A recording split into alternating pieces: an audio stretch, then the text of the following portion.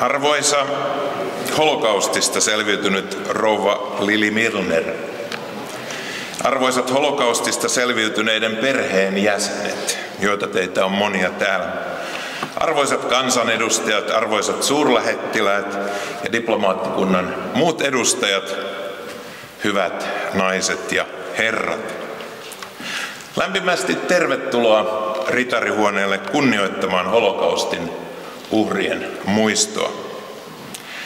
Tänään muistamme holokaustissa murhattuja 6 miljoonaa juutalaista, jopa yli 1 miljoonaa romania sekä muita natsi-Saksan uhreiksi joutuneita. Pyydän heti tähän alkuun holokaustin uhrien muisto ry:n puheenjohtajan Kimmo Sasin lausumaan viralliset tervetulosanat.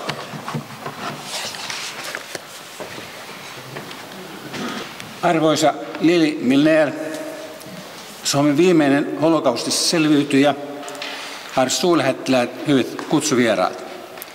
The Right Honorable Lili Milner, the last survivor of Holocaust in Finland, honorable ambassadors, ladies and gentlemen. 80 vuotta sitten Puna-armeija avasi Auschwitz-Birkenaun keskusleirin portit 27. tammikuuta. Vapauttaja kohtasi järkyttävä näky kaikilla keskitysleireillä. Mitään vastaavaa ihmiskunta ei ollut koskaan aikaisemmin kokenut. Teollisesti murhattuja ihmisiä, lähes kuoliaksi nääntyneitä 35-kiloisia ihmisiä, tämä kaikki, jotta kokonainen ihmisryhmä hävitettäisiin maan päältä. Auschwitzin keskitysleirin vapauttamisen kunniaksi itse keskitysleiri on tärkeä historiallinen muistomerkki ihmiskunnan pahuudesta, jota toivomme, että mahdollisimman moni kävisi katsomassa. Täällä Suomessa holokaustin uhrien muisto on asentanut jokaiselle natsi-Saksaa luovutetulle oman kompastuskiven. Jokaisen kannattaa käydä katsomassa myöskin Klaus Härön elokuva Abraham Stilleristä, jonka kirjan Ronnie Smolar on kirjoittanut, joka on loistava elokuva ja antaa kuvan yhdestä synkästä hetkestä Suomen historiassa suhteessa holokaustiin. Vapauttamisen päivää 27.1.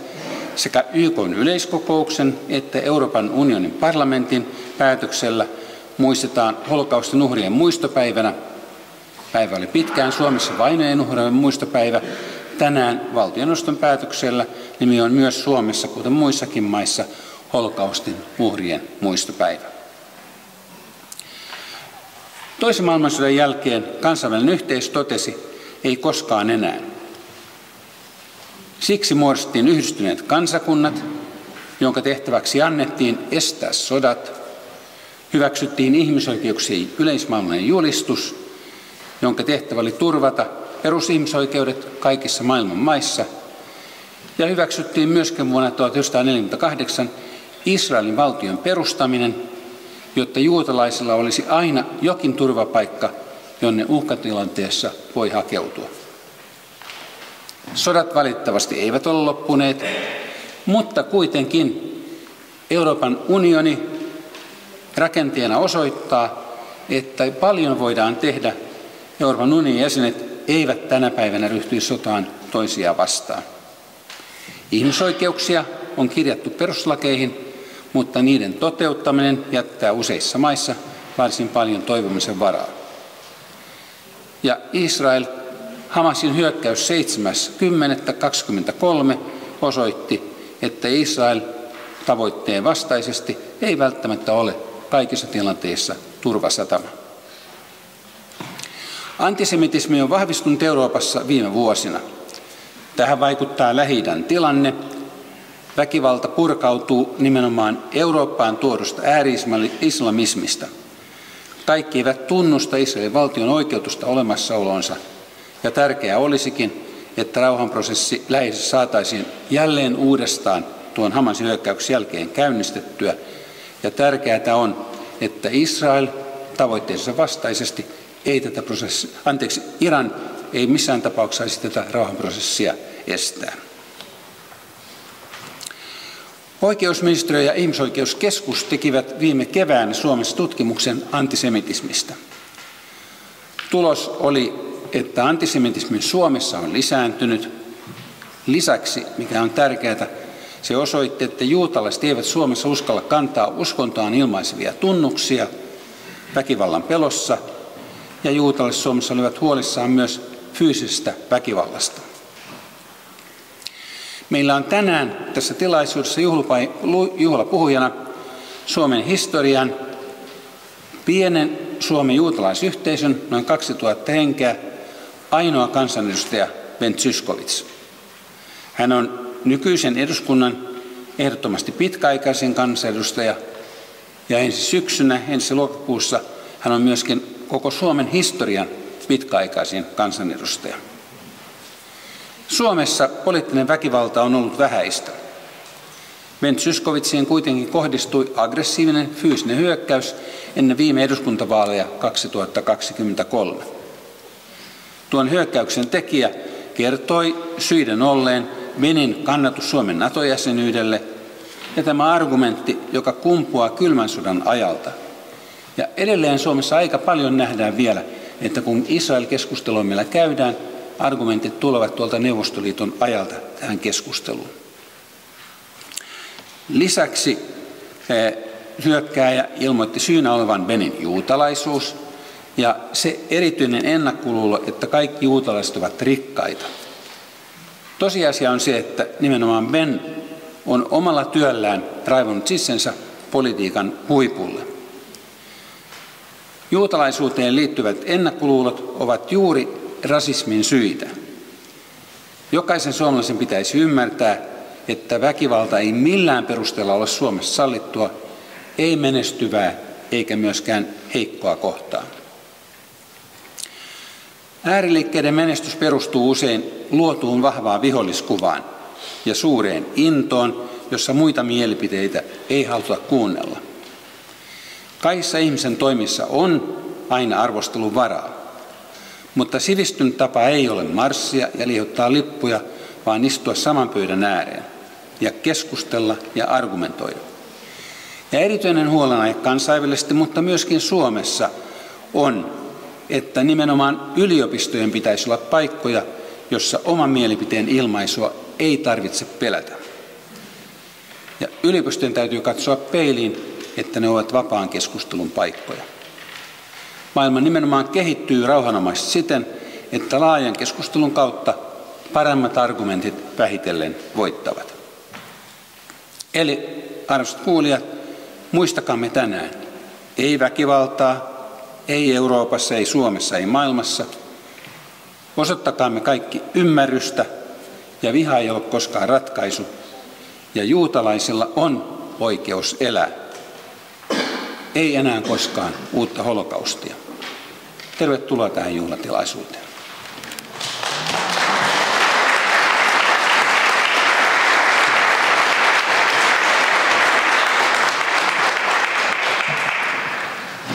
Kiitos puheenjohtaja Sasi. Nyt siirrymme muistokynttilöiden sytyttämiseen. Tätä seremoniaa ohjaa Holokaustin uhrien muisto ry:n hallituksen jäsen Markku Haranne, ja pyytäisin seuraavat henkilöt tulemaan tänne lavalle tämän pöydän taakse. Siinä järjestyksessä saman tien, kun heidän nimensä tässä lausun. Ensimmäisenä holokaustista selviytynyt Lili Milner. Sitten Ben Zyskowicz, jonka isä selvisi keskitysleiriltä. Hänen peräänsä Daniel Frank, jonka isä niin ikään selvisi keskitysleiriltä. Hänen jälkeensä Henri Klimczewski, jonka isä nippa nappa vältti keskitysleirin. Ja 5. kynttilää sytyttämään yhdessä Turun juutalaisen seurakunnan puheenjohtaja Harry Serlo ja Helsingin juutalaisen seurakunnan puheenjohtaja Celso Halili. 6. kynttilää tulee sytyttämään juutalaisen seurakunnan nuorista Adiel Harrila ja 7. kynttilän romaanien edustajana Sofia Schwarz.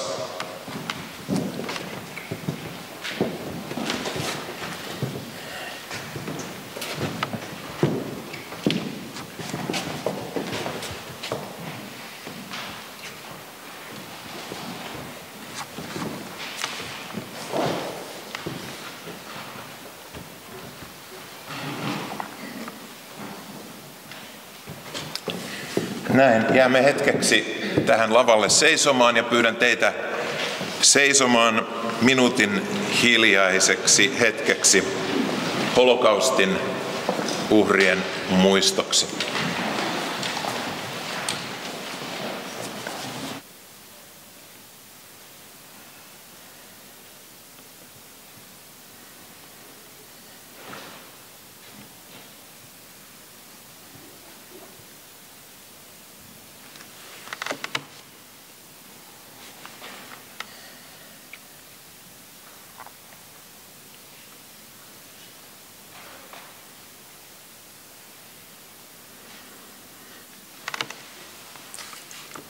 Istukaa, olkaa hyvä.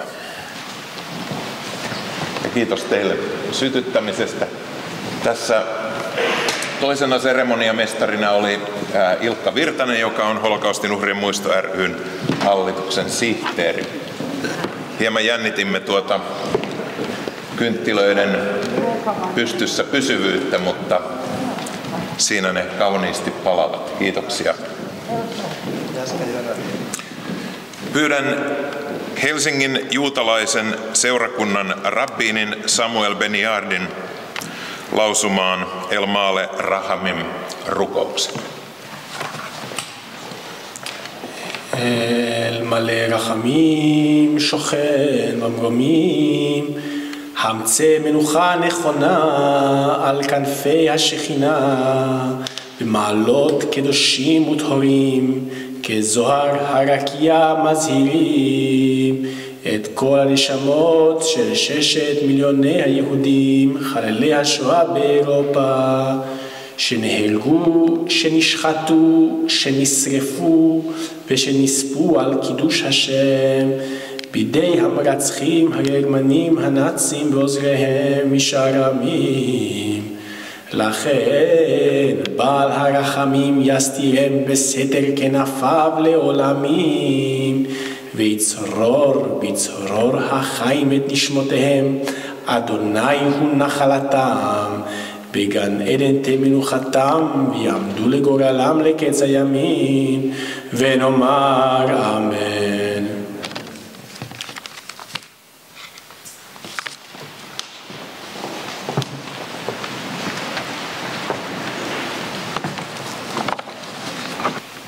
Minulla on ilo kutsua lavalle jo julkistettu ja esitelty juhlapuhuja. Olin varautunut kertomaan kaikki nuo asiat hänestä, mitä puheenjohtaja Sasi tuossa jo omassa puheenvuorossaan esitti. Ben Zyskowiczille on tulossa tämän kevään aikana 46. eduskuntavuosi. Ja se on suomalaisen eduskuntahistorian toiseksi pitkäaikaisin kansanedustajuus, mikä nyt on menossa. Ja nyt Ben Zyskowicz, ole hyvä.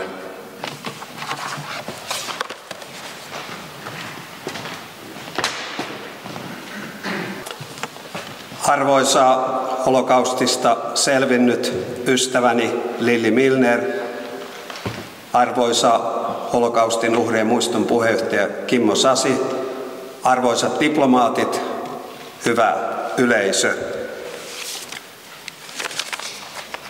Kiitän holokaustin uhrien muistoa siitä, että tämä tilaisuus on tänään ja useana vuotena aikaisemmin järjestetty. On 80 vuotta siitä, kun Auschwitzin portit aukaistiin, ja siellä paikan päällä on asiaan liittyvä muistotilaisuus, ja olen hyvin iloinen siitä, että myös Suomen tasavallan presidentti Alexander Stubb, samoin kuin Suomen opetusministeri Anders Adlercreutz ovat tilaisuudessa paikalla. Kuten täällä on käynyt jo ilmi, oma isäni selviytyi hengissä holokaustista. Kaikki hänen perheenjäsenensä surmattiin. Hän menetti kaikki perheenjäsenensä holokaustissa. Tänään on 80 vuotta Auschwitzin keskusleirin porttien avaamisesta ja noin 80 vuotta holokaustin päättymisestä. Mutta kun sanoin, että oma isäni oli holokaustin selviytyjä, ja kun täällä keskuudessamme on Lilli Milner, joka itse koki nuo vaiheet, niin ymmärrämme, miten lähellä kuitenkin nämä kaikki tapahtumat historiallisesti ovat sukupolven tai 2 sukupolven päässä. Kun tulin eduskuntaan vuonna 1979, eräs suomalainen media, Uusi Suomi, joka oli siihen aikaan Suomen merkittävä sanomalehti, kirjoitti, että keskitysleirivangin pojan nousu Suomen eduskuntaan on merkki juutalaisen kansan elinvoimasta. Ehkä tuo on totta, ainakin toivon, että se on totta. Kun olin hyvin pieni lapsi, niihin aikoihin, kun isäni vielä eli tai oli juuri kuollut, olin siis 6-vuotias, kun hän kuoli. Meillä, kun kävi kylässä sukulaisia, siis äitini puoleisia sukulaisia, koska kaikki isän puoleiset olivat kuolleet, niin muistan hyvin pienenä lapsena kuulleeni usein heidän keskusteluissaan sellaisia ilmaisuja kuin Hitler, kaasukammio, 6 miljoonaa. En ymmärtänyt näiden sanojen merkitystä, eivätkä ne keskustelut olleetkaan lapsen korville tarkoitettuja.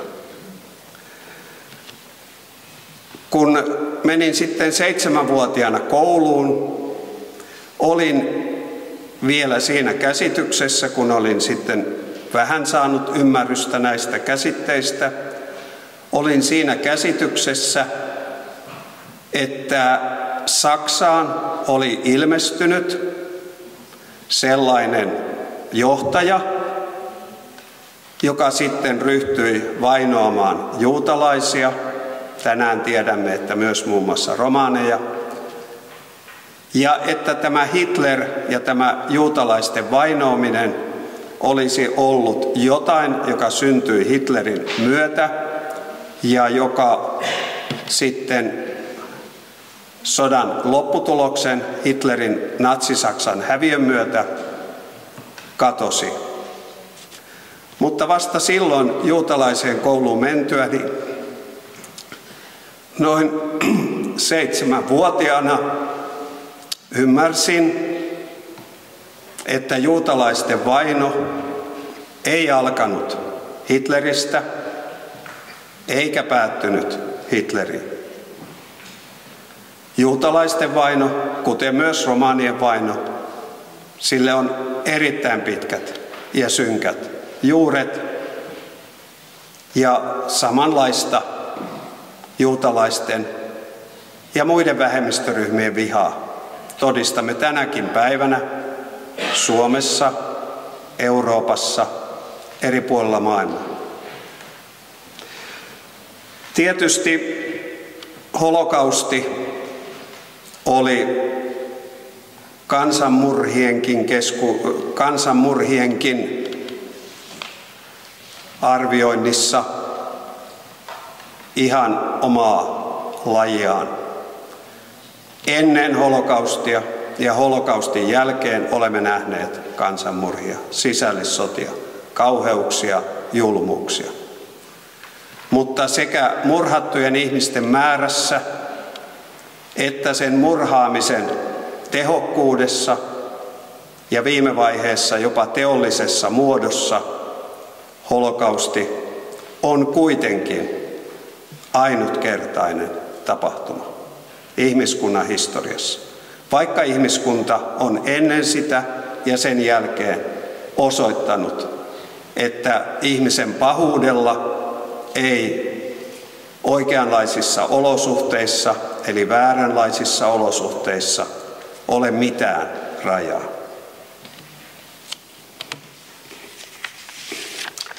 Holokaustissa natsit ja heidän apurinsa, joita löytyi miehitetyistä maista. Holokaustissa natsit eivät murhanneet pelkästään juutalaisia. He murhasivat romaaneja, he murhasivat vammaisia ihmisiä, he murhasivat seksuaalivähemmistöihin kuuluvia ihmisiä, poliittisista vastustajista ja sotavangeista nyt puhumattakaan. Mitä on tämän päivän antisemitismi, juutalaisviha Euroopassa? Mitä se on Suomessa? Itse jaottelisin tänä päivänä esiintyvän antisemitismin, vaikka antisemitismillä on tietysti hyvin pitkä ja hyvin monivaiheinen historia. Itse jaottelisin sen tänä päivänä kolmenlaiseen antisemitismiin. Meillä on se perinteinen ainakin, sanotaan nytten, ehkä 100 vuoden takaa, yli 100 vuoden takaa, perinteinen kiihkonationalistinen, äärioikeistolainen antisemitismi. Siinä Suomessakin on paljon nuoria ja ei niin nuoria miehiä, jotka ovat löytäneet juutalaisista, osin myös muista vähemmistöistä, vihalleen sopivan kohteen. Nämä lähinnä miehet, toki myös naisia mukana, jostain syystä antavat arvoa Hitlerille ja hänen kauheille teoilleen, vaikka Hitler oli pääsyypää maailmansodan syttymiseen 10 miljoonien ihmisten kuolemaan. Tässä äärioikeistolaisessa antisemitismissä sekoittuu kummallisia aineksia. Me voimme löytää verkosta kirjoituksia ja sanoisiko alaryhmiä, joita yhdistää juutalaisviha, maahanmuuttoviha, venäjämielisyys, koronarokotusten vastustaminen, salaliittoteorioihin, mitä kummallisimpiin salaliittoteorioihin uskominen ja niin edelleen. On vaikea käsittää, kun tässä on tämä salaliittopuoli, kun tässä on tämä koronarokotusten vastustaminen, on vaikea käsittää, mitkä ajatukset itse asiassa tässä äärioikeistolaisessa antisemitismissa on se, johon heidän vihansa pohjaa. Mutta nykypäivän sosiaalisessa mediassa niin hullua, niin typerää tekstiä ei kukaan pysty tuottamaan, etteikö jostain sieltä sosiaalisen median pohjamudista ja yli maiden rajojen löytyisi vastakaikua näille mitä oudoimmille ajatuksille. Toinen antisemitismi, jota näemme myös Suomessa ja isoissa eurooppalaisissa maissa, Ranskassa, Isossa Britanniassa, mihin puheenjohtaja Sasi viittasi puheenvuorossaan, on Eurooppaan ja myös Suomeen Lähi-idästä muuttaneiden ihmisten ja Pohjois-Afrikasta tai Afrikasta muuttaneiden ihmisten mukanaan tuoma juutalaisviha.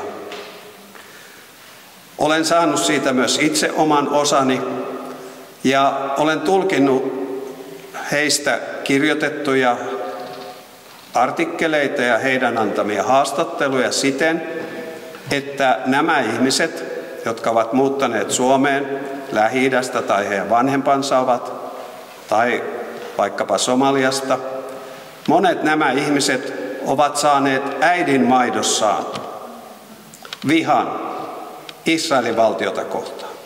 Ja heille viha Israelia kohtaan ja viha juutalaisia kohtaan on yksi ja sama asia. Me teemme paljon työtä, että maahanmuuttajat kotoutuisivat hyvin Suomeen. Me kerromme jo tullessa heille heidän oikeuksistaan ja mahdollisuuksistaan Suomessa. Ehkä me voisimme enemmän samassa yhteydessä kertoa heille heidän velvollisuuksistaan Suomessa ja suomalaisista arvoista, joihin kuuluu luonnollisesti ihmisoikeudet, naisten tasa-arvo ja joihin kuuluu myös se, että juutalaisten vihaaminen ei ole sellainen arvo, joka Suomeen kuuluu. Tässä luulisin, että meillä vastaanottokeskuksissa, kotoutumiskoulutuksessa ja työssä maahanmuuttajien kanssa olisi vielä paljon tehtävää. Kolmas antisemitismin muoto on äärivasemmistolainen antisemitismi, joka on mielestäni kiistaton tosiasia, joskin nämä ihmiset eivät ole siitä samaa mieltä. He eivät ole juutalaisten vihaajia. He vihaavat vain sionismia ja ehkä sionisteja. Aivan kuten Neuvostoliitto ei ollut antisemitistinen, se oli vain antisionistinen maa. Se tiedetään toki, että tapahtumat Lähi-idässä Israelin ja palestiinalaisten välillä, Israelin ja sen naapureiden välillä, siellä syttyvät sodat, kiihtyvät konfliktit, ne lietsovat ja kiihdyttävät tätä äärivasemmistolaista antisemitismia. Jokainen on nähnyt sen Suomessakin ja Euroopan pääkaupungeissa ja muissa kaupungeissa sen jälkeen, kun Hamas hyökkäsi raakalaismaisella ja julmalla tavalla Israeliin 7. lokakuuta 2023 ja aloitti Gazassa sodan, josta ovat joutuneet kärsimään valtavasti gazalaiset siviilit. Sen jälkeen, 7. lokakuuta jälkeen, Suomessa ei ole voinut havaita, ei ole voinut olla havaitsematta sitä, miten tämä sota Gazassa on innostanut ja elähdyttänyt Suomessakin laajaa liikehdintää palestiinalaisten puolesta.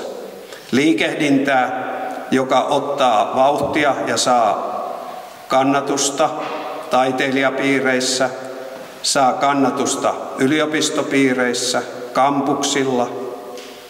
Liikehdintää, joka saa aikaiseksi lähes viikoittaisia mielenosoituksia kaikkialle, minne tasavallan presidentti menee, mielenosoituksia sinne, minne kansanedustajat yhdessä menevät, mielenosoituksia ja tempauksia mitä erilaisimpiin tilanteisiin. Itse olen törmännyt näihin mielenosoittajiin mitä mielikuvituksellisimmissa tilanteissa. Kun oma puolueeni eduskuntaryhmä piti kesäkokousta Kuopiossa, he olivat siellä. Kun menimme itsenäisyyspäivänä presidentin linnaan, he olivat siellä ulkopuolella. Kun presidentti menee luistelemaan, siis entinen presidentti Niinistö meni luistelemaan, olikohan Tampereelle vai Turkuun, he olivat siellä ja niin edelleen. Tällaista eläytymistä, tällaista intoa eivät ole matkaan saattaneet esimerkiksi Venäjän raakalaismainen ja rikollinen hyökkäys Ukrainan kansaa ja rauhaa vastaan, jossa on kuollut satoja tuhansia ihmisiä, joka Venäjän hyökkäys oli täysin provosoimaton, toisin kuin Israelin vastahyökkäys Gazassa, joka Venäjän hyökkäys ei liittynyt mitenkään Venäjän turvallisuuteen, toisin kuin Israelin hyökkäys Gazassa. Nämä mielenosoittajat, nämä aktivistit, nämä taiteilijat, nämä opiskelijat, nämä yliopistoihmiset eivät ole olleet kaduilla ja muualla protestoimassa esimerkiksi sitä, että aivan viime viikkoihin saakka Syyriassa oli vallassa diktaattori Bashar al-Assad, joka murhasi omaa kansansa. Murhasi, kidutti, heitti vankilaan ja jopa käytti kiellettyä kemiallista asetta, kaasua, oman kansansa murhaamiseksi. Kun olen saanut satoja meilejä Palestiina-aktivisteilta, kuten muutkin kansanedustajat, niin sen jälkeen kun Bashar al-Assad, kiitos muun muassa Israelin, joka kukisti Hamasin ja kukisti Hizbollahin ja heikensi Irania, sen jälkeen kun Syyrian kansa sai diktaattorin pois vallasta ja Syyrian kauheudet palasivat jälleen meidän mieliimme, sen jälkeen kun sain näitä Palestiina-aktivistien meilejä, vastasin, kuten aina vastaan, mutta liitin vastaukseeni myös Syyria-osion ja kysyin, että kuinka monta mailia olette lähettänyt kansanedustajille Syyrian tapahtumien johdosta? Vai onko Suomi teidän mielestänne riittävästi tuominnut Syyrian al-Assadin hirmuteot? Koska mailien sisältöhän Israelia koskien on se, että Suomi ei heidän mielestä ole riittävästi toiminut Israelia vastaan. Olen lähettänyt näitä meilejä, joissa vastaan ja kysyn, kuinka monta olette lähettänyt Syyriaa koskien? Yhtään vastausta en itse ole näihin meileihini saanut. Mikä on se syy? Mikä on se syy, että Israelin ja Palestiinan välinen konflikti elähdyttää ja innostaa, suorastaan aiheuttaa kiihkoa näissä aktivisteissa, Pariisissa, Lontoossa, joka puolella ja Suomessa eri tavalla kuin aiheuttaa vaikkapa Ukrainassa käytävä sota, vaikka se on Suomea lähempänä, jos puhun Suomesta, ja vaikka se liittyy välittömästi Suomen turvallisuuteen. Tai aiheuttaa esimerkiksi Bashar al-Assadin, hänen hirmutekonsa Syyriassa. Mikä on se syy? Olisi liian helppoa sanoa, että kyse on juutalaisvihasta, antisemitismistä. Se on liian helppo vastaus. Israelia saa arvostella. Itsekin olen julkisesti arvostellut nykyhallitusta siitä, että se on uskonut, että Hamas on sotilaallisesti lyötävissä, tuhottavissa, tai että se on uskonut, että israelilaiset panttivangit voitaisiin vapauttaa sotilaallisin toimin. En ole siihen uskonut, enkä usko tänäkään päivänä. Israelia saa arvostella. Israelin hallitusta arvostelevat 100 000 israelaiset Jerusalemin ja Tel Avivin kaduilla. Mutta mikä selittää sen, että Suomessakin lähinnä vasemmisto, aktiivisimpana äärivasemmisto, yliopistopiirit, tutkijapiirit, taiteilijapiirit, jotka aina ovat olleet Suomessa näissä asioissa liikkeellä. En viitti kertoa, minkä puolesta he marssivat 70-luvulla, kun minä olin nuori. Mikä selittää sen, että tämä Israel-Palestiina-konflikti elähdyttää, innostaa yli kaiken muun? Sanoin, että olisi liian helppoa sanoa, että kyse on juutalaisvihasta. Kyse on antisemitismistä. Kyse on paljosta muustakin. Itse esitän omana arvionani, johon en tässä tietystikään nyt syvemmälle mene, että siinä on kaikuja kylmän sodan asetelmasta. Siitä ajasta, jolloin Neuvostoliitto oli arabien puolella ja länsi oli Israelin puolella. Siinä on kaikuja siitä. Mutta kun katson sitä kiihkoa näissä tapahtumissa, ja katson sitä kiihkoa myös, mitä itse olen saanut huuteluna tähän teemaan liittyen, niin en voi välttyä siitä, että on siinä myös jotain, ei kaikilla mielenosoittajilla, ei kaikilla aktivisteilla, mutta on siinä myös jotain, joka liittyy juutalaisiin, joka heitä elähdyttää. Ja nyt en puhu äärioikeistolaisista, vaan puhun nimenomaan näistä Palestiina-aktivisteista. Kun huudetaan, että vapaus Palestiinalle, Free Palestine, kun huudetaan, että joelta merelle, eli Jordanjoelta Välimerelle, Palestiina on oleva vapaa, niin olivat he mitä mieltä tahansa antisemitismistä omalla kohdallaan itse, niin se tarkoittaa maailman ainoan juutalaisvaltion loppua, sen tuhoutumista, tällaisen tavoitteen saavuttaminen. Mitä Israelin juutalaisille siinä tilanteessa tapahtuu, mitä heille tehdään?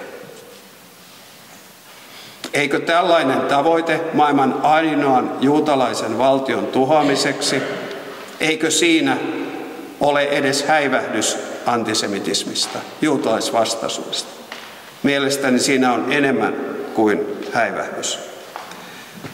No, he vastaavat, että he ajavat yhden valtion mallia, demokraattista oikeusvaltiota, niitähän Lähi-idässä riittää, jossa sitten juutalaiset ja arabit ja kaikki elävät demokratiassa ihmisoikeuksia kunnioittaen keskenään rauhassa.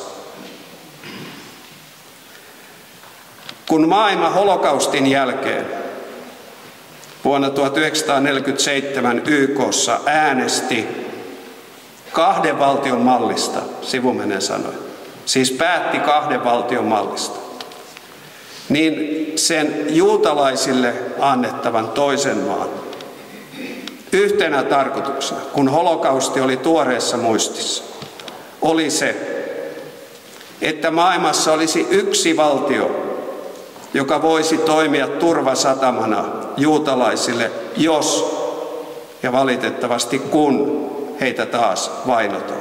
Olisi yksi valtio, joka ottaisi juutalaiset pakolaiset vastaan. Koska silloin 1947-1948 oli tuoreessa muistissa, että eivät Hitlerin natsitkaan aivan alun perin ajatelleet juutalaisten suoranaista murhaamista ja tuhoamista.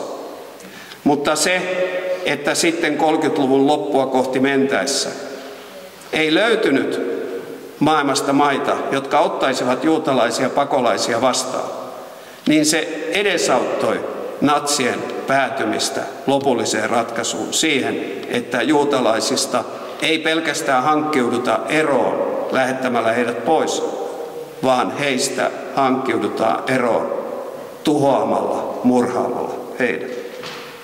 Olisiko tällainen yhden valtion malli Olisiko se sellainen turvasatama juutalaisille? Ei todellakaan. Yksi arabimaa lisää pitkän päälle. Yksi arabimaa lisää tuolle alueelle. Tarvitaanko turvasatamaa? Kyllä tarvitaan. Tämän päivän juutalaiset vainot, juutalaisvainot, eivät ole saaneet niitä kauheimpia muotoja tietystikään. Mutta kaikki on mahdollista. Me muistamme muutaman kuukauden takaa, kun Abhaasiaan laskeutui lentokone, jossa väestö oletti olevan juutalaisia ja miten sinne hyökättiin. Tai, en halua maalata pirua seinälle, mutta ajatellaan diktatuurivaltioita, vaikkapa Venäjää. Venäjällä on paljon varakkaita, rikkaita oligarkkeja ja monella heistä on juutalainen tausta. Mitä jos Venäjän diktaattori, oli sitten Putin tai hänen seuraajansa, kokisi, että tarvitaan yksi uusi syntipukkiporukka Venäjän vaikeuksien selittämiseksi, niin miten helppoa olisi nostaa oligarkit, juutalaistaustaiset oligarkit tällaiseksi syntipukkiporukaksi? Valitettavan helppoa.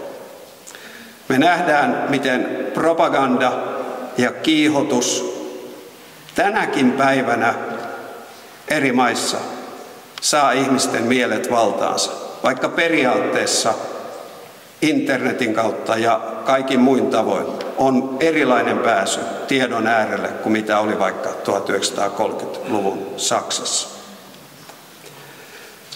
Hyvät kuulijat,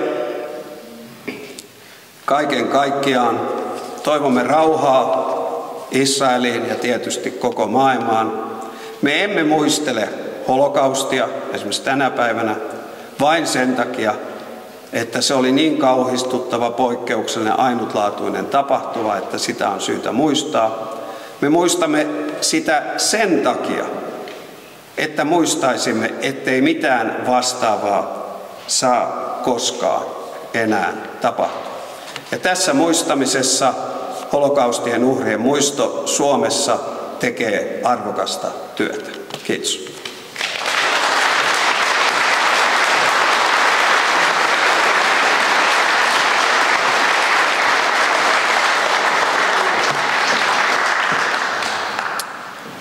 Kiitos kansanedustaja Zyskowicz. Musiikkiakin tarvitaan tällaisiin juhliin ja nyt meillä on ilo kuulla 2 kappaletta Linda Hasanin laulamana ja häntä säästää Maria Alsved. Toivotetaan heidät tervetulleeksi.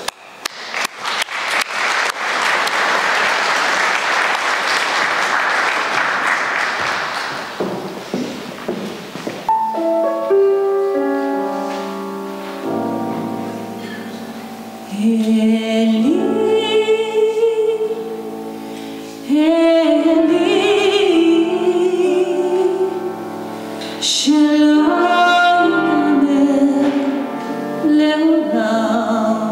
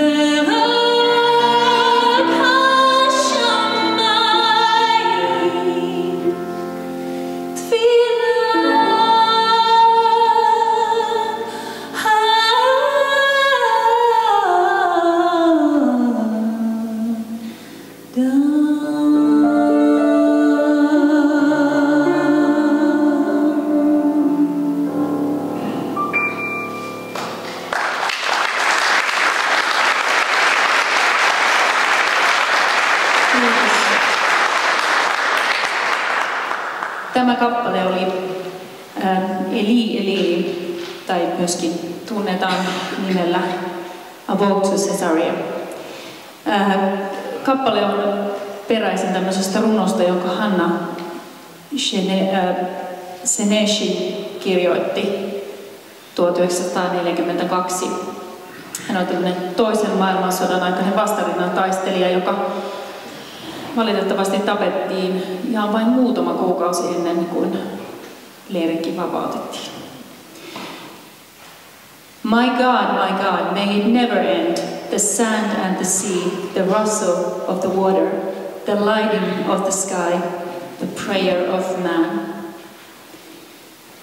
Tämä kappale oli sävelletty myöhemmin 1945 David Zahavin toimesta. Seuraava kappale on nimeltään Avinu Malkeinu. Tätä kappaletta me laulamme Jonkipurina, eli 10 katumuksen päivän päätteeksi viimeisenä päivänä sovittelupäivänä. Me pyydämme Jumalaa kirjoittamaan meidät elävien kirjoihin. Meidän isämme ja kuninkaamme, kuule äänemme. Avinu Malkeinu Shema Koleinu.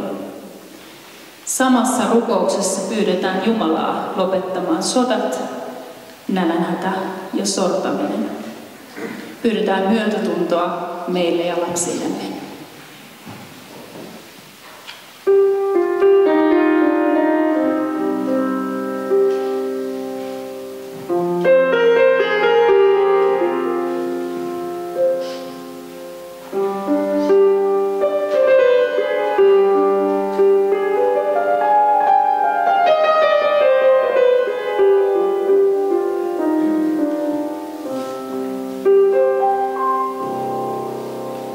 Avinu Malkeinu,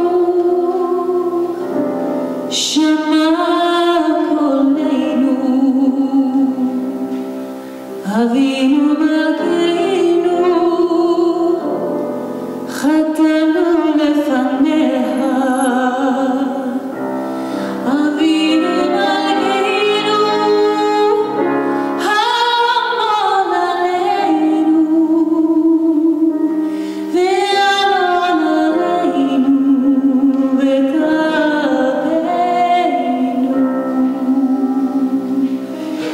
Avinu Malkeinu,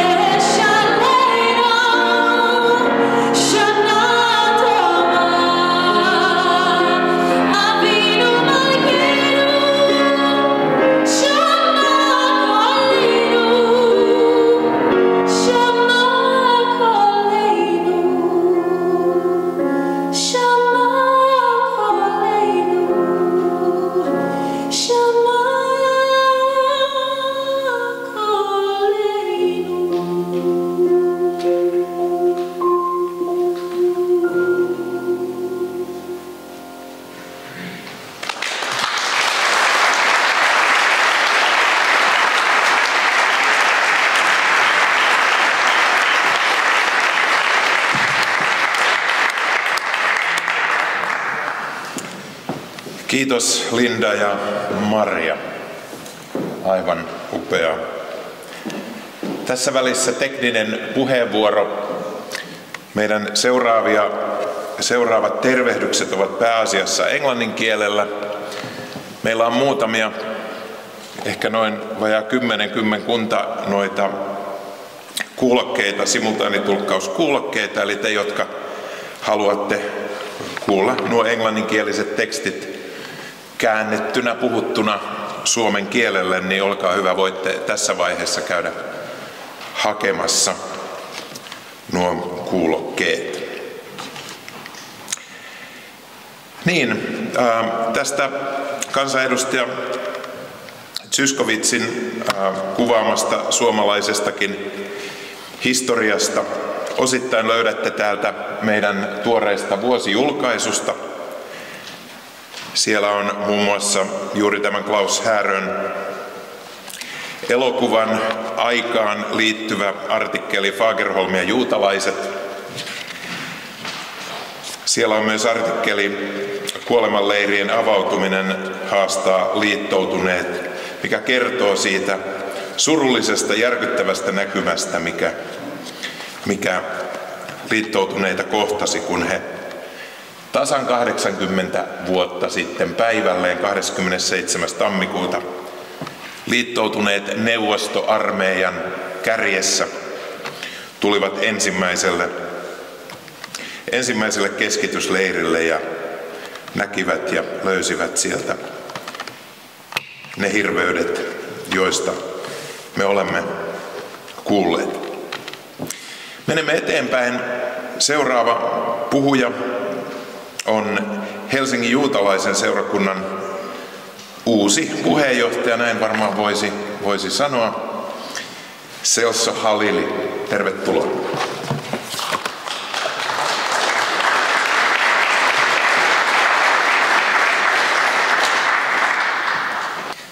Lili Milner, Honorable Chairman Kimmo Sasi, Member of Parliament Ben Zyskowicz, distinguished ambassadors, ladies and gentlemen. I want to tell a story. Last week, I met Bella here in Helsinki. Bella was a Holocaust survivor, and I want to share the story that she told me. Bella was born in Poland, in a small town near Warsaw. When the war broke out in 1939, her family escaped to the Soviet Union. That didn't help.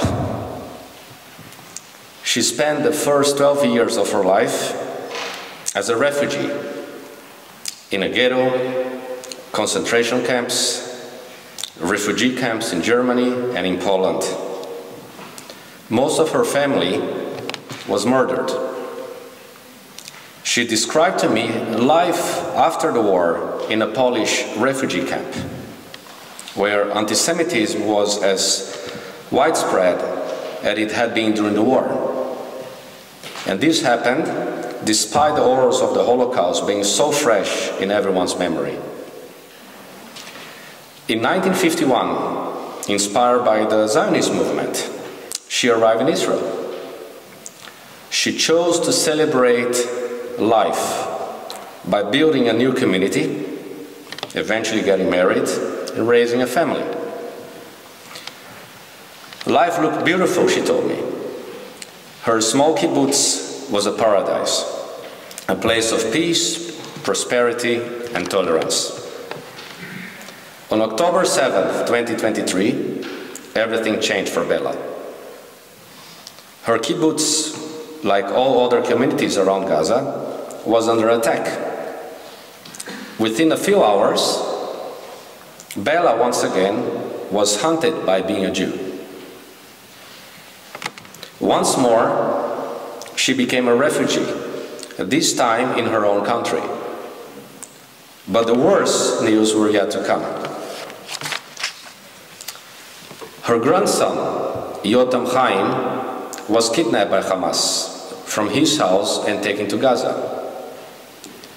He was held in captivity for over 2 months until he and 2 other Israelis who were held with him managed to escape during an intense IDF operation in the area where they were being kept. Tragically, during their escape, they were mistakenly shot by the IDF, who misidentified them as Hamas terrorists fleeing the battle. He died. In her words, this was the second Holocaust of her life. The Holocaust was a result of a step-by-step decisions by individuals that led to the largest genocide in the history of mankind, fueled by a wave of anti-Semitism, intolerance, and hatred. 80 years have passed since the end of World War II.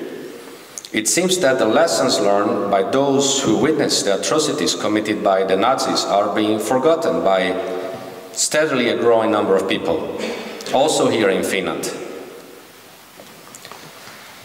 I thought in 1945 the anti-Semites have died in Auschwitz, but I was wrong.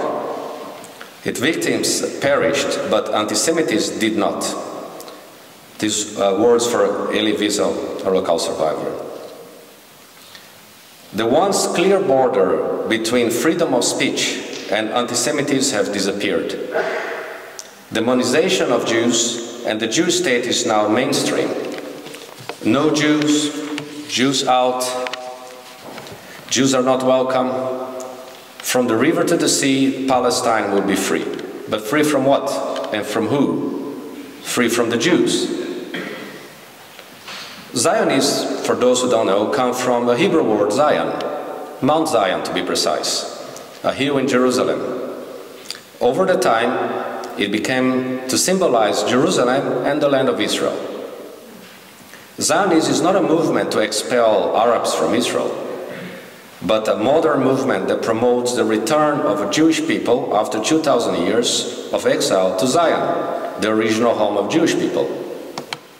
Therefore, my friends, anti-Zionism is anti-Semitism. I can't stop thinking about Bella and how she feels about the world we live in today. Is it possible that never again was just an empty slogan? Bella came to Finland to tell us her story. Despite all the tragic events, her lesson for us is that intolerance, ignorance, and prejudice are the basic ingredients that led to the Holocaust. That same elements are again present in our society. Bella decided to travel the world using her personal story to teach us love and tolerance. Education is the best way to fight hate. It is our shared duty to confront anti-Semitism and to ensure that tragedies like Bella's stories are never repeated. This fight transcends the Jewish community. It is a fight for the core values of humanity, dignity and freedom. It is also Finland's fight. As we honor those who have lost, let us also reaffirm our dedication to creating a world where no one must live in fear because of their identity, origin, or beliefs. May this memorial not only pay tribute to the past, but also inspire us to safeguard our future. As we live here today, let us carry Bella's message with us, not just in our hearts, but in our actions. Let us stand united against intolerance in all its forms, speak out against injustice, and educate future generations about the dangers of hatred and indifference. Together, we can ensure that never again is not just a phrase, but a promise to build a world where every individual, regardless of who they are, can live with dignity, freedom, and peace. Thank you.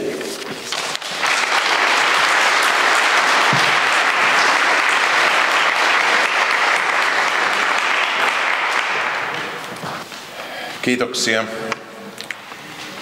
Menemme eteenpäin ja Seuraavaksi minulla on ilo pyytää lavalle suomalaisen romaaniheimon Rautarouva, Euroopan romaanifoorumin puheenjohtaja Miranda Vuolasanta. Olkaa hyvä.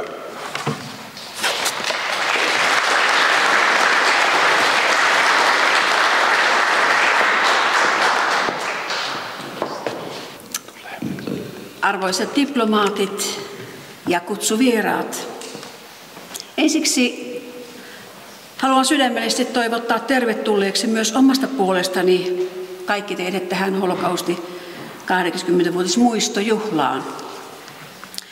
Jos nimeäisin oman puheenvuoroni kärjen, sanoisin sen olevan unohdetusta ja laiminlyödystä kansanmurhasta holokaustin muistoliiton eli IRAn kehittämissuositukseen.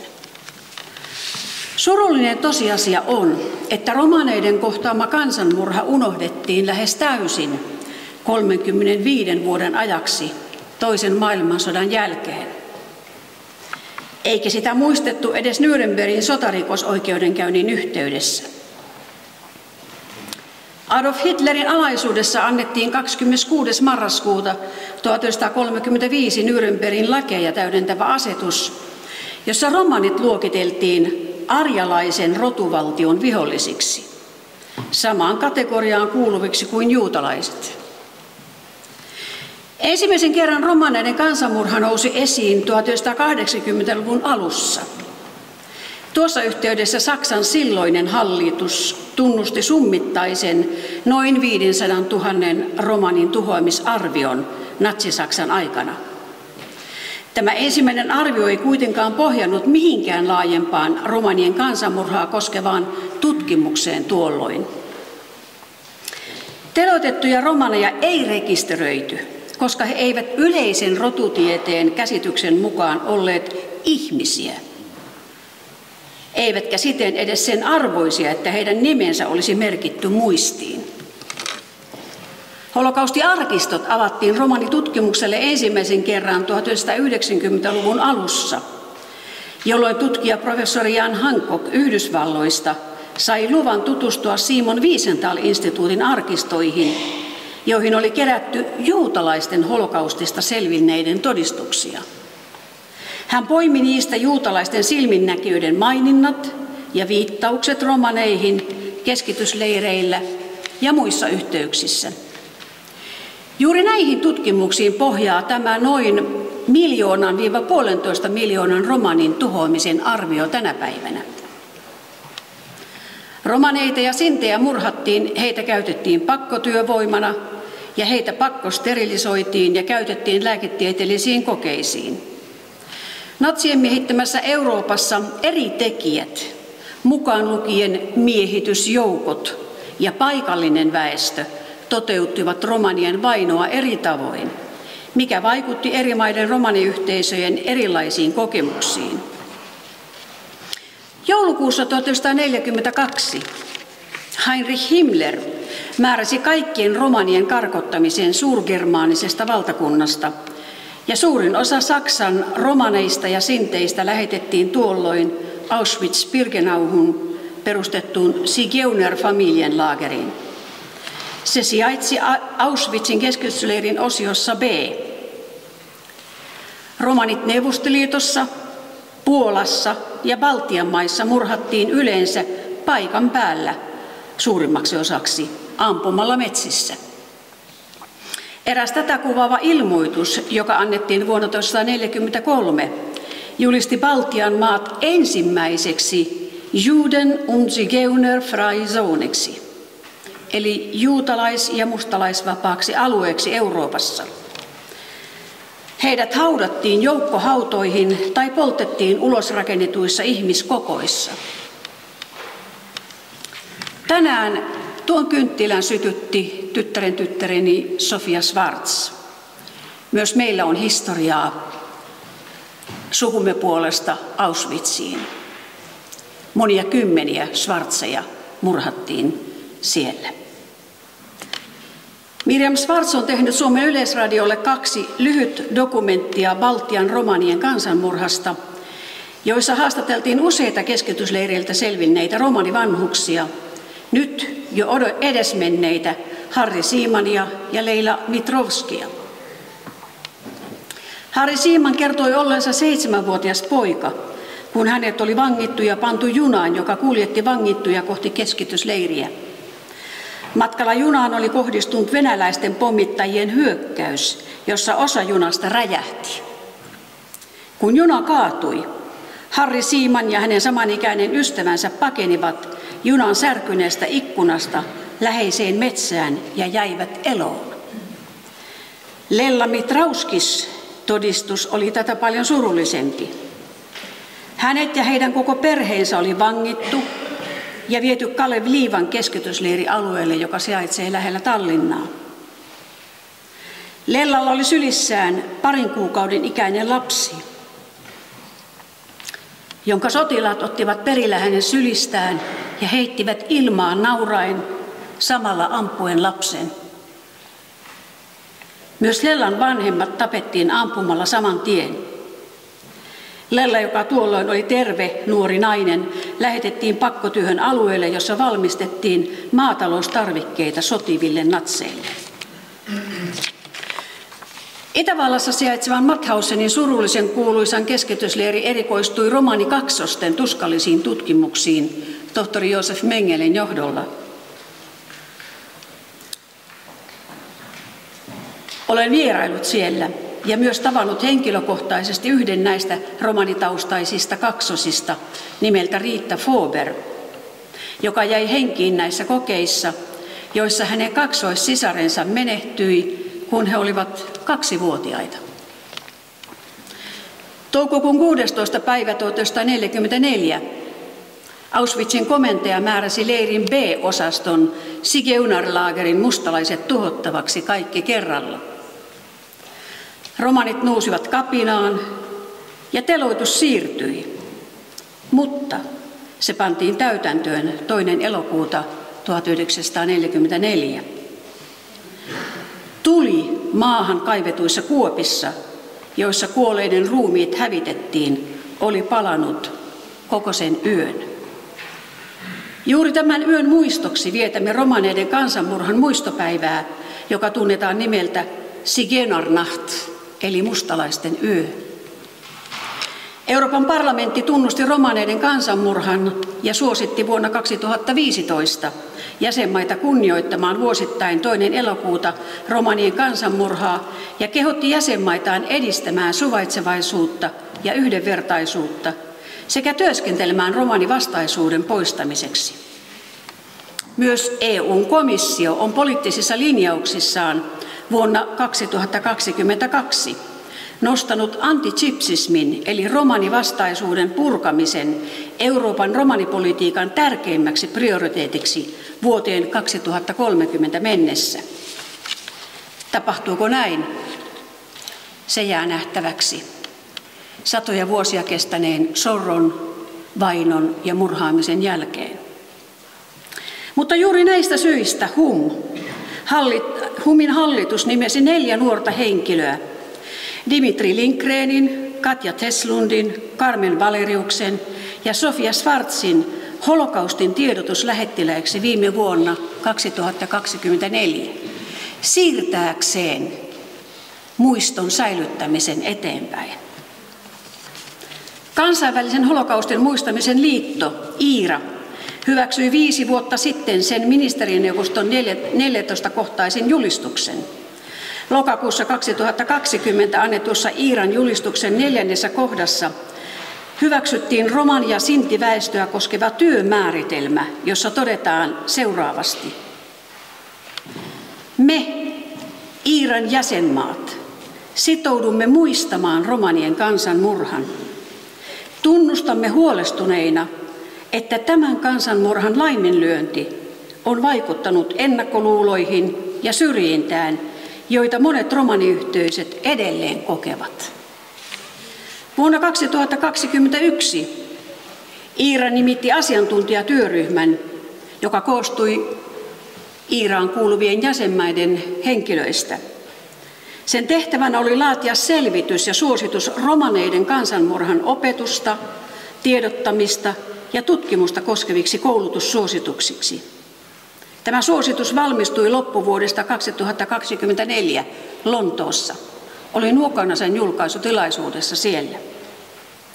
Se pyrkii tukemaan maita romanien vainon historian sisällyttämisessä valtavirran tutkimukseen, muistikulttuuriin ja koulutukseen. Miksi? Poiketen puheestani sanon, jos menette suomalaiseen kirjastoon, katsokaapa kuinka monta kirjaa siellä on, jotka sanoisivat sanakaan romaneista. Useimmiten ei yhtään. Ja me olemme eläneet tässä maassa 500 vuotta. Suosittelen lämpimästi kuitenkin näihin uusiin IHRAn suositustavoitteisiin tutustumista ja viranomaisten puolelta pyrkimään niiden toimeenpanoon. Tiedetäänkö Suomessa riittävästi holokaustista tai romaneiden kohtaamasta kansanmurhasta ja pinnan alla kytevästä rasismista, etnisten vähemmistöjen syrjinnästä tänään? Valitettavasti minun täytyy todeta, ei tiedetä. Meillä on rakenteellista rasismia, jonka kitkeminen koulutuksen ja tiedotuksen kautta on yksi lähitulevaisuutemme isoista haasteista. Äärioikeistolaisten poliittisten puolueiden nousu vaarallisine filosofioineen tekee jälleen esiinmarssiaan monissa Euroopan maissa, kuten olemme jo kuulleet.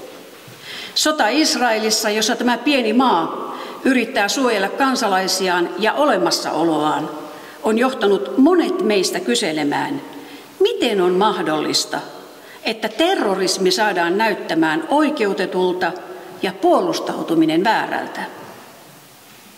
Eriarvoisuuden kasvu ja historian kauhut, jotka liittyvät holokaustiin, eivät ole vain menneisyyden tapahtumia. Ne näyttäytyvät vihana ja uhkakuvina, joka on todellisuutta tänä päivänä sekä romaneille että juutalaisille. Nämä ovat herätyssignaaleja sille, että uusia, voimakkaampia ponnisteluja tarvitaan. Millä tavalla voidaan puuttua ja torjua kansallisilla tasoilla näitä vihailmiöitä? Antitsipsismi, antisemitismi ja muukalaisvihamielisyys, ne eivät katoa ilman kohdennettuja monitasoisia valistustoimia, jotka kohdistuvat pääväestöön, yhteiskuntaan ja sen koulutusrakenteisiin ja historian opetukseen sekä tiedotusvälineisiin. Kiitos.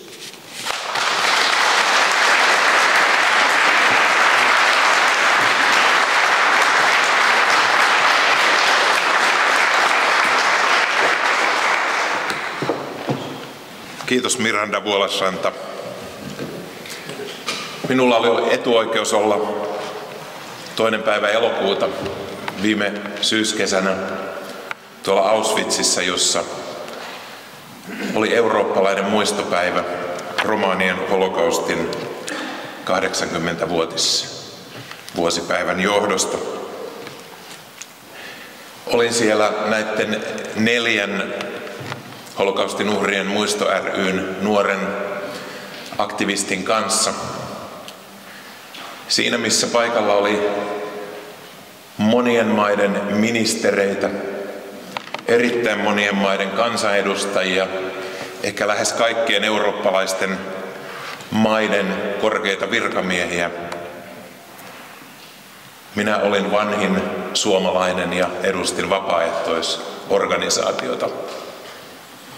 Työtä on vielä tehtävissä, valitettavasti näin on.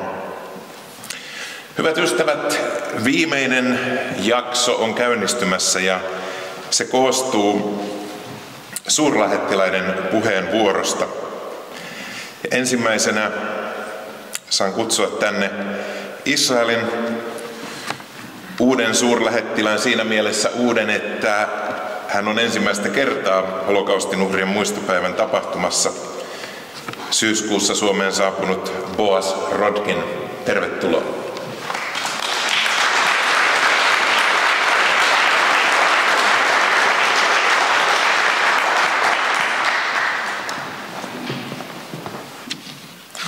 Mrs. Lily Milner, Holocaust survivor.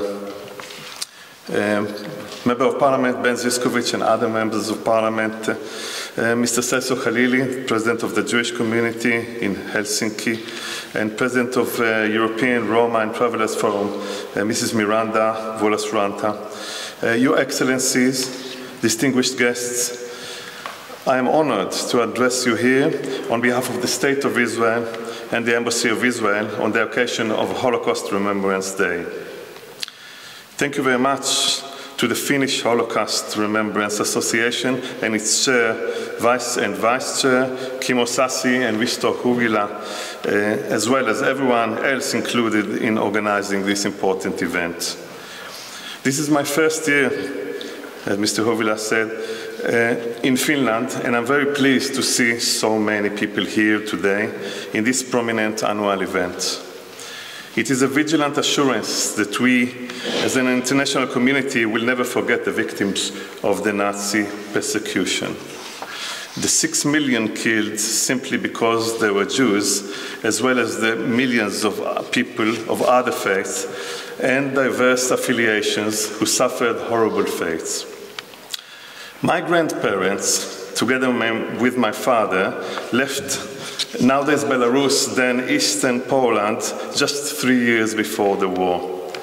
My mother's family also emigrated from Europe, from nowadays Lithuania, before the war.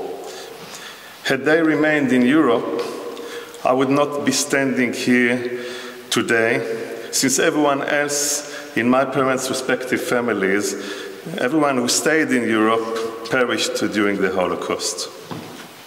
This is one story. There are millions more. So it is deeply disturbing that nowadays falsehood about the Holocaust claims that death camps were merely war camps or walking camps, or that far fewer lives were lost continue to spread. History is being rewritten, and then the urgency to act has never been greater. Sadly, a recent study by the Anti-Defamation League found that 20% respondents worldwide have not heard about the Holocaust. Less than half recognize the Holocaust historical accuracy. Furthermore, the proportion of adults worldwide holding anti-Semitic views has reached unprecedented high of 46%. The findings also show that younger generations exhibit higher levels of stereotypical attitudes towards Jews. Clearly, anti-Semitism is not a relic from the past, but a sick phenomenon that we still sadly encounter today. Modern anti-Semitism manifests itself also as hatred towards and against the State of Israel and the Jewish collectivity. Still, as Hannah Arendt has said, even in the darkest times, we can hope to find some illumination that comes not so much from theories and concepts, but from the lives and works of individuals. We all have a responsibility to strive to be such individuals, and we need to make sure our younger generations, upon whom heavily burdens have been left to carry, have the tools to build more bridges, create more understanding, and believe in our common humanity. Our duty today is to honor the memory of the 6 million victims of the Shoah, the survivors, and the courageous righteous among the nations who stood up against evil. Our duty is to safeguard Holocaust history by preserving irreplaceable testimonies, artifacts, and documents for future generations. Our duty is to combat the rise of Holocaust distortion and by providing accessible, fact-based resources that make the truth undeniable. And our duty is to empower educators and students worldwide, ensuring that the Holocaust lessons are passed down and understood across borders. I would like to take this opportunity to convey my sincere appreciation to President Stubb, who has been in Auschwitz today, attending the memorial ceremony, as well as to the Finnish government for its commitment to combat anti-Semitism and in this country and to promote Holocaust remembrance, education and teaching, both as a member of the Holocaust Remembrance Alliance, the IRA, and in other international bodies. Ladies and gentlemen, tonight, while we remember the victims and celebrate the survivors, let us, above all, renew our commitment to speak out and act against Holocaust deniers, against conspiracy myths, and against disinformation. May the memory of the victims stay vibrant. Thank you very much. Kiitos.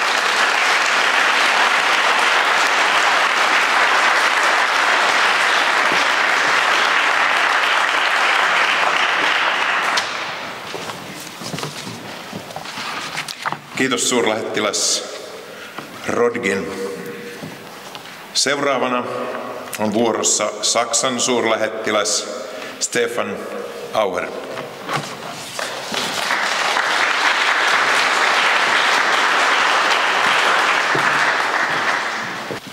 Dear Kimmo Sassi, dear Rabbi Benya, dear Mr. Khalili, Ms. Wallace Ranta, Excellencies, colleagues, distinguished guests, ladies and gentlemen, I feel grateful, honored, and quite frankly, humbled to get the opportunity to address you as German ambassador to Finland at today's commemoration. This year, we mark 80 years since the liberation of Auschwitz concentration camp. By and large, we can say it's just one lifetime ago that human history's worst atrocities were committed. Unlike any other place in human history, Auschwitz is a symbol for the terrors, brutality, and cold-bloodedness humans are capable of.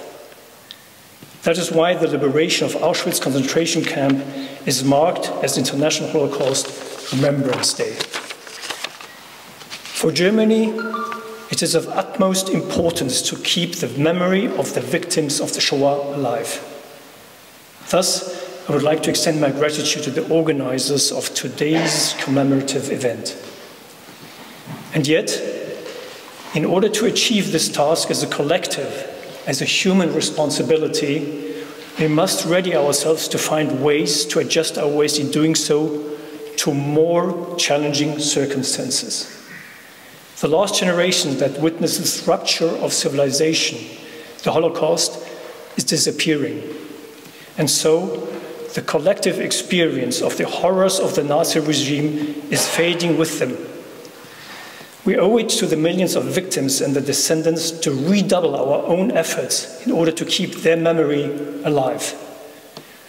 I would thus kindly like to extend the invitation to all of you to join us tomorrow to the Audi Library for a screening at the occasion of International Holocaust Remembrance Day. The film The Zone of Interest, which we are screening in cooperation with our friends from the Polish Embassy, so powerfully conveys the idea of the banality of evil, an idea which German-born Jewish philosopher Hannah Arendt famously coined at the Eichmann trial.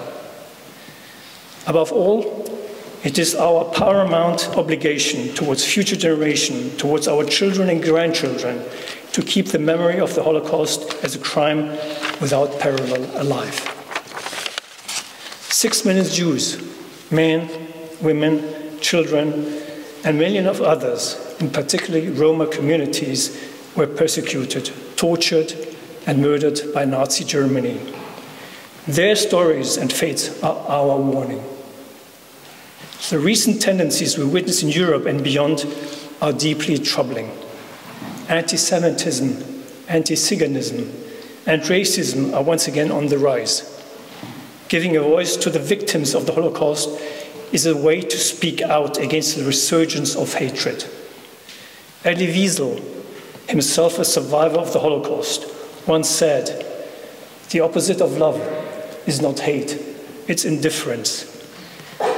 It was indifference that allowed tyranny and barbarity to triumph over humanity. That is why it is our duty as individuals, as states, and as societies to never look away when and wherever injustice occurs. I would like to be very clear on this. Remembrance is not a ritual, it is a responsibility. Those who manipulate, abuse, or distort history open the door to its repetition. Anti-Semitism and racism are not relics of history. They persist today, both subtly and overtly, in words, actions, and ideologies. We must not accept this, not in our schools, not on our streets, not in our neighborhood, nor in our communities, and not in our parliaments. Each of us has the responsibility to find the courage to stand against it, even or especially when it is uncomfortable. This is the simple litmus test we are facing today. The victims of the Holocaust remind us, beware the beginnings. Remembrance alone is not enough. We must act to ensure that never again is more than a promise or a hashtag. Democracy, diversity, and pluralism are not a given. Their life depends fully on us and our actions, day in and day out. They die through our inaction and indifference, but we can fill them with life, today and every day, if we choose to do so. Thank you.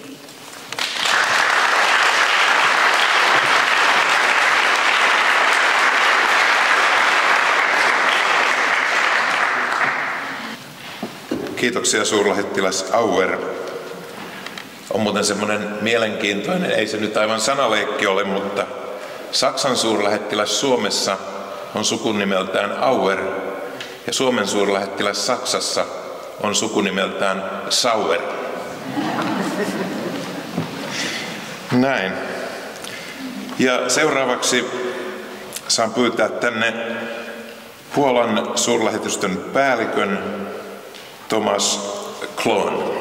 En tiedä menikö ääntäminen oikein, mutta tervetuloa.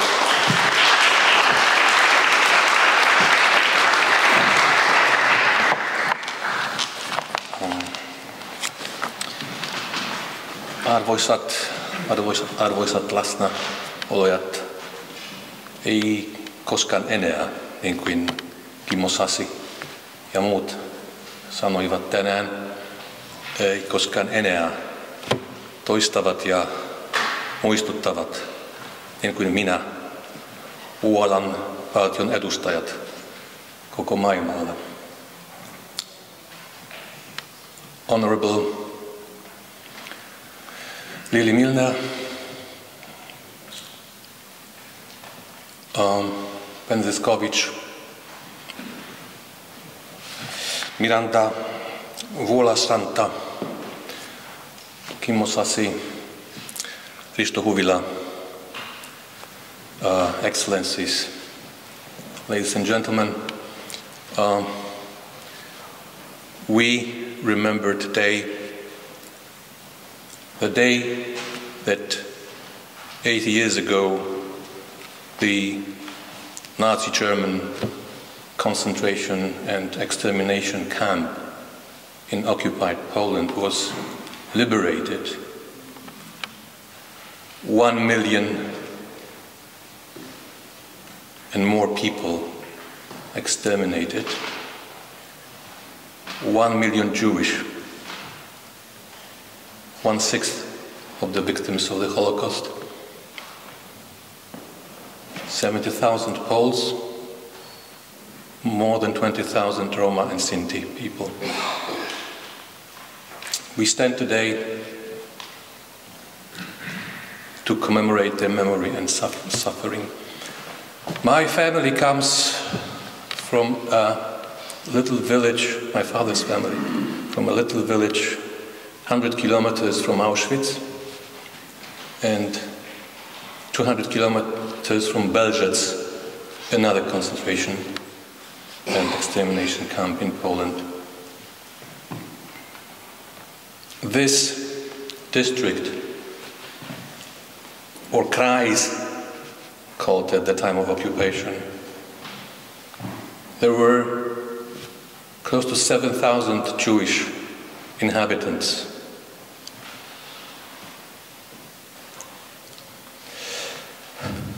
Sixteen survived. Was it because they were so close to the camps? No. Jews were transported to Auschwitz, to Belzec, from all over Europe.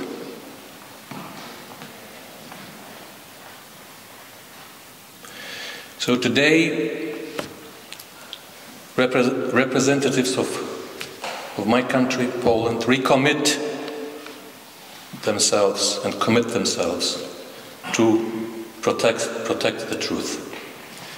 And Poles and the Polish state preserved the memory of the Holocaust.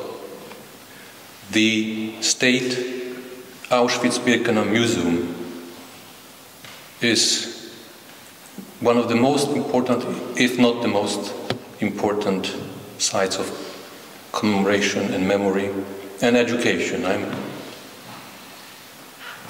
grateful, President Stubb, to join leaders of other nations today, and first of foremost 50 survivors of Holocaust. This is not only a day of reflection, but also a day of a call for action. But not action as we witnessed from the richest man in the world, confusing the world with his gestures and his calls in Berlin to a party to get over their past. I want to recall today the words of another Holocaust survivor, Marian Turski, 5 years ago. He said, Auschwitz did not fall from the sky. And he said, let's use these words. Let's see these words. Let's listen to these words as a warning and commitment to fight every manifestation of anti-Semitism and hatred before it becomes a charge of tragedy. Thank you, and I want to join Ambassador Auer to invite you to tomorrow's projection of the zone of interest. Thank you very much.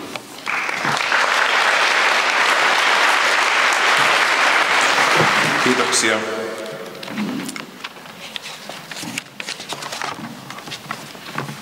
Suurlähetystön päällikkö Thomas Klon. Sekä Saksan että Puolan suurlähettiläät toivottivat kaikki meidät tervetulleeksi huomenna, siis 28. tammikuuta kello 17 keskustakirjasto Oodissa, siellä Kino Reginassa esitettävään elokuvaan Zone of Interest, sen esitykseen. Ymmärsin näin, että tuossa elokuvassa on vain englanninkielinen teksti, ei suomenkielistä tekstiä, se teille tiedoksi. Ja tähän suurlähettiläsosion loppuun. Meillä muuten on tänään täällä ennätysmäärä kansainvälisiä vieraita. Meillä on lähes 60 suurlähettilästä tai vanhempaa diplomaattia noin 35 lähetystöstä, joka on minun tietääkseni ennätys näissä holokaustin uhrien muistopäivän juhlissa. Kiitos, että tulitte.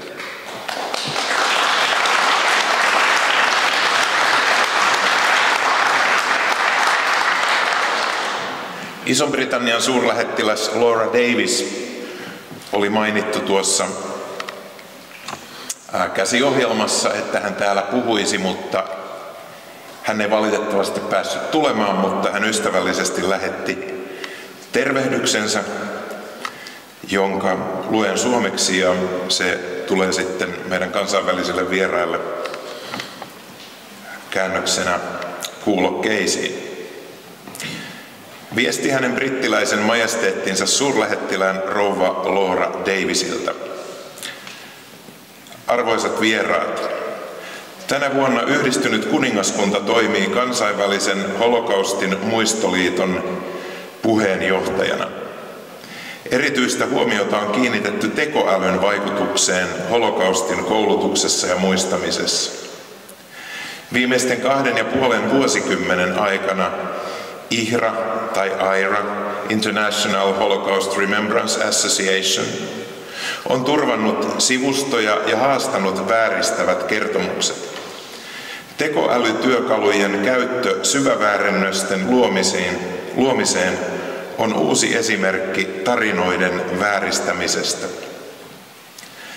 Tämän vuosikymmenen edetessä holokaustin lapsena todistaneiden selviytyneiden määrä siirtyy nykymuistista historiaan. Tätä ennakoiden ponnistellaan paljon todistamisen turvaamiseksi ja arkistojen suojelemiseksi. Holokaustin tietämyksemme syvyys saattaa olla akilleen kantapää. Et tarvitse ohjelmointitaitoja syväväärennösten tekemiseen. Voit tehdä sen ilmaiseksi alle 30 sekunnissa. Elämme aikakautta, jolloin näkeminen ei ole enää uskomista. Halvan laajalle levinneen väärentämisen seuraukset ovat todennäköisesti vakavia. Voidaan esimerkiksi kuvitella, että holokaustista selviytyneiden todistusta manipuloidaan.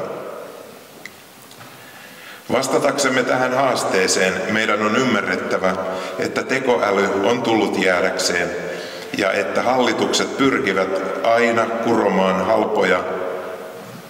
hyödyntämään halpoja laajalti käytettyjä tekoälysovelluksia. IHRA käyttää itse tekoälyä parantaakseen arkistojaan, löytääkseen linkkejä ja yhteyksiä sekä parantaakseen koulutusta ja opetusta. Tämä on vain yksi esimerkki tavasta, jolla kansainvälinen holokaustin muistoliiton rooli on edelleen tärkeä. Iso-Britannia on ylpeä saadessaan olla edustettuna holokaustin muistopäivän seremoniassa tänään. Ystävällisin terveisin Laura Davis, hänen brittiläisen majesteettinsa Suomen suurlähettiläs.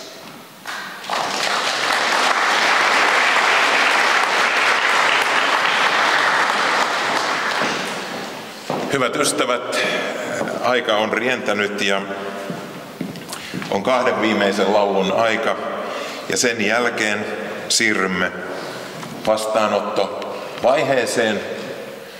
Meillä on pientä purtavaa ja juotavaa, jotka ilmestyvät tänne eri puolille salia. Voitte myös käydä tuossa tuloaulassa katsomassa vuonna 1863 tehtyä maalausta, jossa Porvoon valtiopäivien avajaiset pidettiin. Tämä oli keisarillinen vastaanotto nykyisessä presidentin linnassa ja siltä se tuo iso taulu tuossa takana olevassa huoneessa, niin siitä se kertoo. Mutta hyvät ystävät, toivotetaan tervetulleeksi vielä kertaalleen Linda Hasan ja Maria Alsved.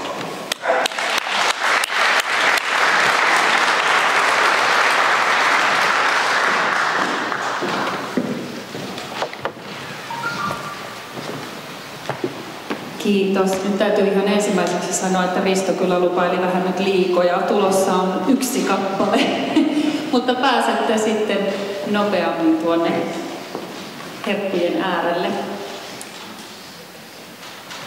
Siinä suomeksi on sellainen sanonta, että siitä mihin sanat loppuu, musiikki alkaa. Joskus on vaikea löytää sanoja tai edes oikeanlaisia kappaleita, kun on todella järkyttävästä asiasta kyse. Viimeiseksi kappaleeksi tänä iltana me olemme valinneet lohdusta kertovan kappaleen Nahamu, Nahamu, Amin. Kiitos kaikille.